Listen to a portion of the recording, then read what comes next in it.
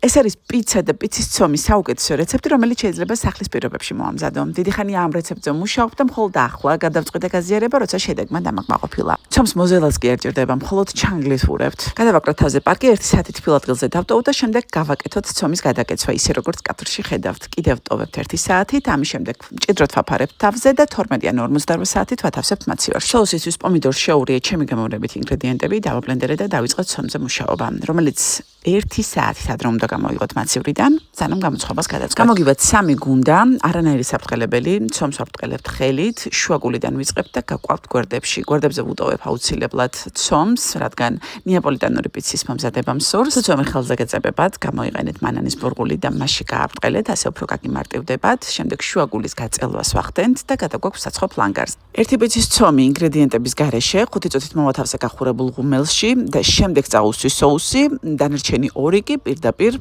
ტრადიციული მეთოდით გავამზადე. соуსი გამოდის არაჩვეულებრივად გემრიელი, დაღწერაში იქნება ყველა ინგრედიენტი. ყველი რომ არ უნდა დაინანოთ, ამას თქმა არ ჭირდება. მეზეთის ხილი გამოვიყენე, პარმეჯანო, რეჯანო და ღუმელის მაქსიმალურ ტემპერატურაზე ვაცხობთ მზაობამდე. რბილი შუაგული, ხრაშუნა და ჰაეროვანი გვერდები და საოცარი соуსი. ასეთ რეცეპტს ყველგან ვერ ნახავთ.